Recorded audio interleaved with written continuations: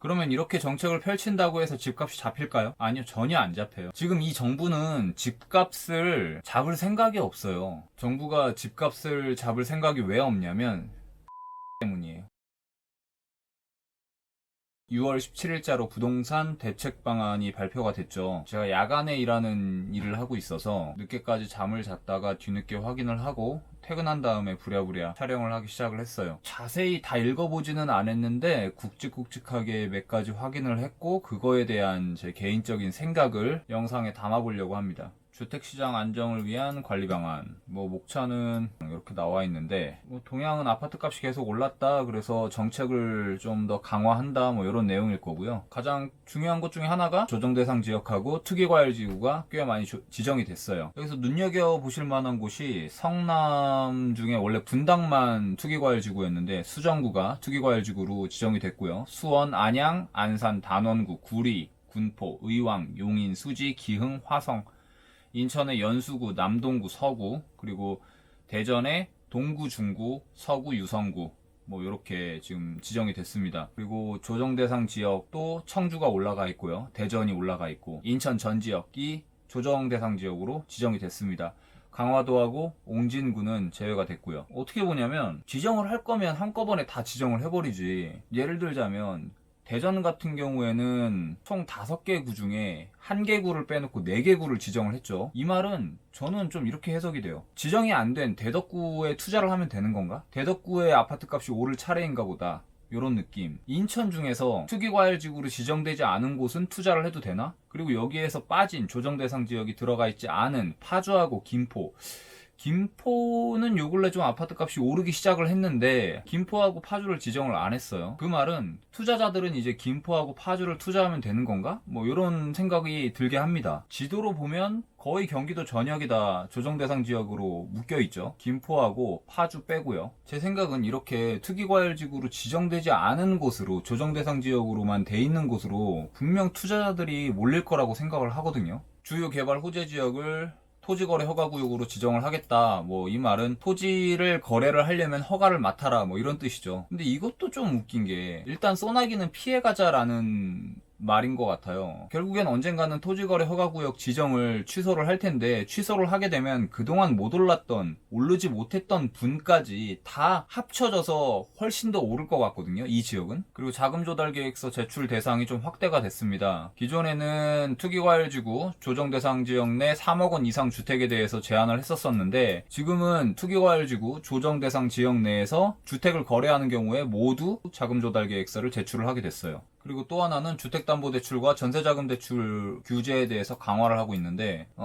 이거는 조금 좀 아니지 않나. 내용을 좀 살펴보면 원래는 투기지역, 투기과열지구에 대해서 9억 원 초과주택 구입을 했을 경우에 주택담보대출을 받는 경우에 1년 이내에 전입을 해야 되고 조정대상 지역일 경우에 2년 이내에 전입을 해야 됐어요. 근데 전 규제 지역이라고 하면 조정대상 지역도 포함이 되는 거예요. 주택담보대출을 받는 경우에 주택 가격과 상관없이 6개월 내에 전입을 해야 됩니다. 대출을 받아서 집을 살 경우에는 6개월 이내에 실거주를 해야 된다는 말이에요. 반대로 얘기하면 담보대출을 받지 않고 오로지 현금으로만 아파트를 사게 되면 6개월 이내에 전입을 안 해도 된다는 말이죠. 반대로 담보대출을 받지 않고 갭 투자를 하게 돼도 대출이 없으니까 전입을 6개월 안에 안 해도 돼요. 1주택자일 경우엔 이게 좀 전 이 조항이 마음에 안 드는데 투기지역 투기과열지구 내 주택 구입 시 주택담보대출을 받는 경우에는 1년 내에 기존 주택을 처분을 해야 됐고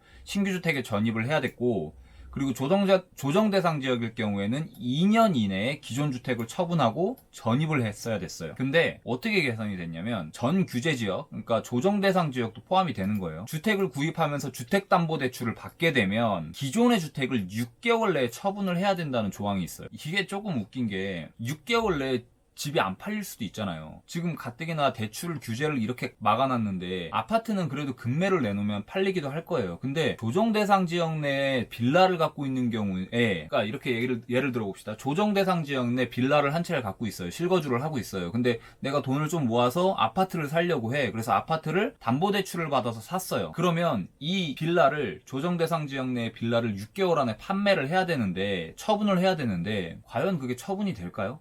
6개월 내에? 저도 지금 서울 시내에 빌라를, 투룸 빌라를 한 채 갖고 있는데 이거를 팔아버리려고 내놨었거든요. 나가질 않아요. 집을 보러 오는 사람이 있었는데 진짜 나가질 않았어요. 그래서 결국에는 몇 개월 동안 나가지 않아서 울며 겨자 먹기로 전세를 돌렸거든요. 서울의 빌라마저도 이렇게 팔고 싶을 때 팔리지가 않는 상황인데, 아니 어떻게 경기도권역에 빌라를 한 채 갖고 있어. 아파트를 이사를 하려고 그래.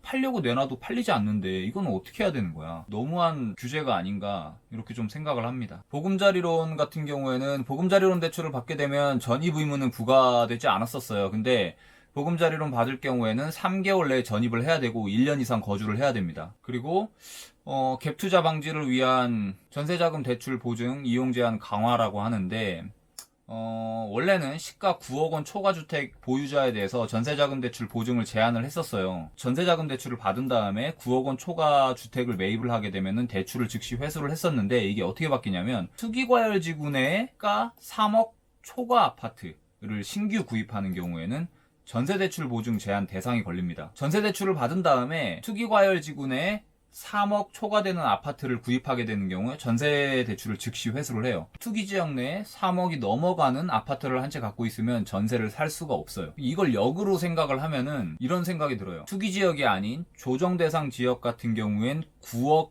이하의 아파트에 대해서 한 채를 보유하고 있을 경우엔 전세자금 대출이 나옵니다. 조정 대상 지역 내에 9억 이하의 아파트는 갭으로 투자가 가능하다는 얘기죠. 갭으로 투자해서 사놓고 전세를 살 수 있으니까. 투기 지역이 아닌 조정 대상 지역 내에 9억 이하의 아파트에 대해선 9억까지 오를 수 있는 여지를 준 것 같아요. 그래서 앞으로 어떤 일이 발생될 수 있냐면 조정 대상 지역 내에 9억 이하의 아파트 값들이 오를 수가 있다고 생각을 합니다. 갭 투자의 수요가 그쪽으로 몰릴 수가 있으니까요.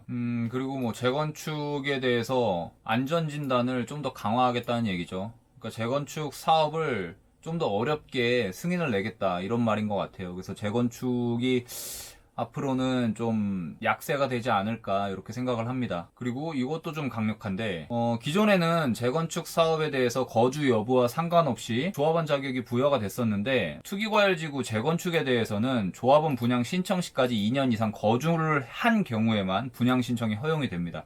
이거는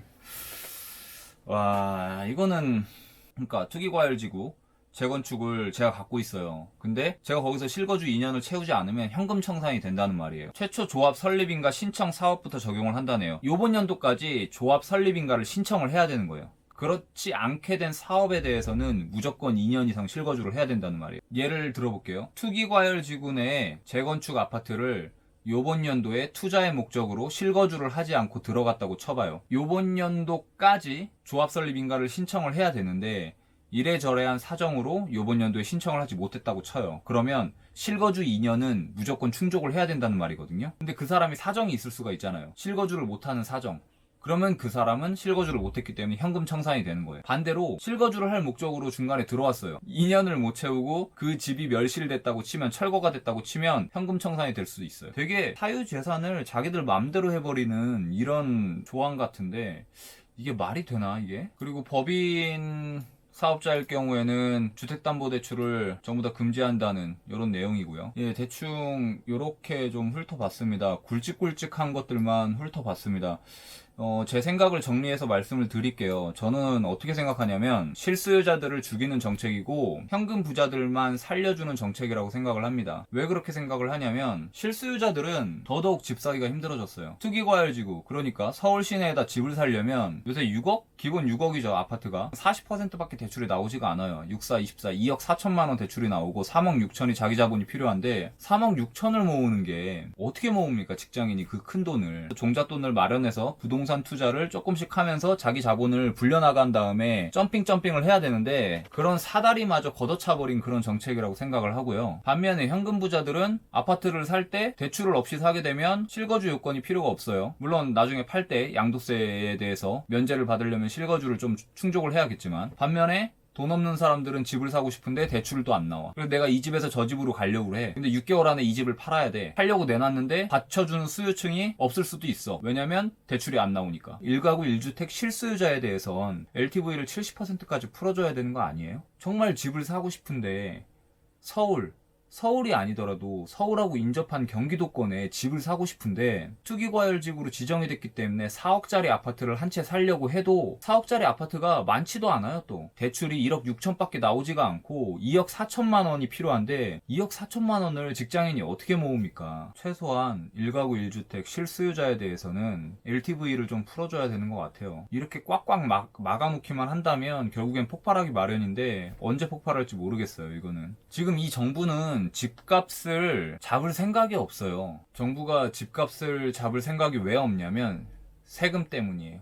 세금을 많이 거두려고 그래요. 집값이 너무 많이 올랐다고 원성이 자자하잖아요. 그거를 누그러뜨리려고 쇼를 하고 있는 거예요. 이런 식으로 집값을 잡으려고 정책을 펼치고 있으니까 너네는 안심해라. 근데 속마음은 그게 아니에요. 집값을 올리려고 하고 일부 몇 개의 지역만 집값이 좀 올랐잖아요. 안 오른 지역 마저도 집값을 평등하게 올려야 되니까 그 정책을 펼치고 있는 거예요. 지금 서울은 너무 많이 올랐잖아요. 경기도권 투기과열지구로 지정된 곳은 되게 많이 올랐잖아요. 지정되지 않은 곳, 조정대상 지역이라든가 아무것도 지정이 안 돼 있는 곳, 그곳의 아파트 값을 올려주려고 쇼를 하고 있는 거예요. 그러면 우리는 투기과열지구가 아닌 지역, 조정대상 지역이 아닌 지역 위주로 투자를 하면 됩니다. 그러면 이렇게 정책을 펼친다고 해서 집값이 잡힐까요? 아니요, 전혀 안 잡혀요. 왜냐면 현재 20, 30대의 사람들은 부동산 투자를 하려고 계속 생각을 하고 있어요. 왜냐면 그들은 월급을 모아서 부자가 될 수가 없으니까 지금은 어떻게든 부동산 투자를 해야 되겠다, 이 생각만 가지고 있어요. 더 늦기 전에 집을 사야겠다, 이 마인드를 갖고 있어요. 그런 심리가 굉장히 강한데 이런 식으로 정책을 펼치게 되면은 규제가 없는 곳에 결국엔 아파트 수요가 몰리게 돼요. 그러면 그쪽 지역의 아파트 값은 또 오르게 되는 거죠. 그게 정부가 바라는 거예요. 아파트 값이 오르면 세금을 많이 거둘 수가 있으니까. 그게 정부가 바라는 거라니까요.